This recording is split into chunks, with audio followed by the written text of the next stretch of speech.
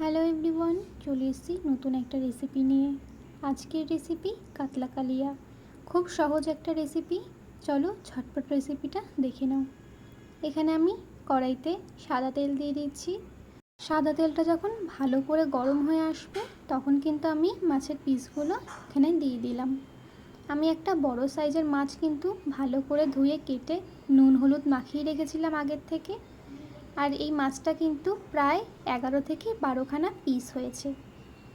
ভালো করে কিন্তু মাছটা লাল লাল করে ভেজে নিতে হবে।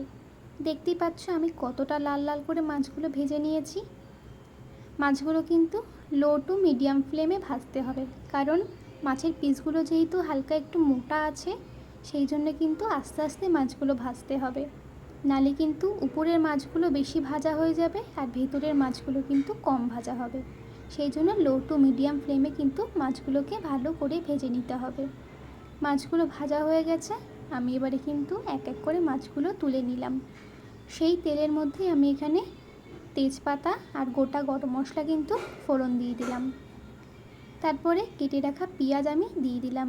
এখানে আমি একটা বড় সাইজের পেঁয়াজ ব্যবহার করেছি। পেঁয়াজটা ভালো করে কিন্তু ভেজে নেব। তারপরে দিয়ে দিচ্ছি একটা পেঁয়াজ বাটা। এখানে আমি একটা মিডিয়াম সাইজের পেঁয়াজ ভালো করে মিক্সিতে বেটে নিয়েছিলাম। আমি কিন্তু পরিমাণগুলো ভালো করে বুঝিয়ে দিচ্ছি যে 11 থেকে 12 পিস মাছের মধ্যে ঠিক কতটা পরিমাণে মশলাপাতি ব্যবহার করা যাবে। আমি কিন্তু সেরকম করেই তোমাদের বুঝিয়ে দেওয়ার চেষ্টা করছি। তারপরে দিয়ে দিচ্ছি 2 চামচ মতন আদা রসুন কাঁচা লঙ্কা বাটা। 2 চামচই ব্যবহার করবে, তার বেশি কিন্তু একদম ব্যবহার করবে না, তাহলে কিন্তু মশলাটা বেশি হয়ে যাবে। তারপরে কিন্তু আদা রসুনের কাঁচা গন্ধটা যাওয়া পর্যন্ত আমি ভালো করে এখানে ভেজে নিচ্ছি। হালকা একটু যখন তেল ছেড়ে আসবে আমি এখানে টমেটো পিউরি দিয়ে দিচ্ছি।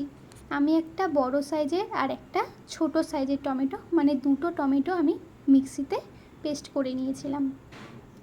এবারে কিন্তু সব মশলা কিন্তু একসঙ্গে ভালো করে ভেজে নিতে হবে। মশলা ভাজার উপরে কিন্তু পুরো মাছের ঝোলের টেস্টটা নির্ভর করছে। এবারে আমি এখানে স্বাদ মতন নুন দিয়ে দিচ্ছি আর দিয়ে দিচ্ছি একটু হলুদ গুঁড়ো। সব কিছু আমি একসঙ্গে কিন্তু ভালো করে কষিয়ে নেব। তারপরে এখানে আমি দিয়ে দিচ্ছি 1 চামচ মতন জিরের গুঁড়ো।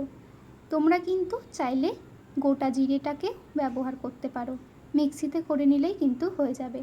আমার কাছে গুঁড়ো ছিল তাই আমি গুঁড়ো ব্যবহার করেছি। তারপরে 1 চামচ মতন কাশ্মীরি লঙ্কার গুঁড়ো দিয়ে দিলাম। তারপরে সামান্য একটু ছিটে ফোটা চিনি দিয়েছি। চিনিটা দেওয়াতে কিন্তু টেস্টটা ব্যালেন্স হবে। সব কিছু একসঙ্গে ভালো করে মিশিয়ে নেব।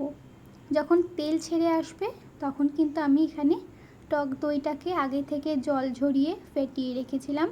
সেই টক দইটাই কিন্তু আমি 4 চামচ মতন 3 থেকে 4 চামচ মতন দিয়ে দিচ্ছি। টক দইটা বেশি ব্যবহার করলে কিন্তু মাছের ঝোলটা টক টক হয়ে যাবে, তাই কিন্তু 3 থেকে 4 চামচ টক দই দিলেই এনাফ।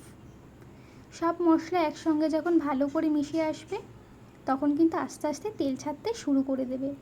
যখন দেখবে তেল ছেড়ে এসেছে আর কড়াই থেকে মশলা উঠে এসছে, তখন সবার লাস্টে এখানে পোস্ত আর কাজু বাদাম বাটা আমি এখানে দিয়ে দিলাম। এটা কিন্তু মেন, এই কাতলা মাছের কালিয়ার রেসিপিতে কিন্তু এই পোস্ত আর কাজু বাদাম বাটা কিন্তু অবশ্যই দিতে হবে। এটা কিন্তু মেন মশলা। তারপরে দেখতেই পাচ্ছ কালারও চেঞ্জ হয়ে গেছে আর তেলও কিন্তু ছাড়তে শুরু করে দিয়েছে।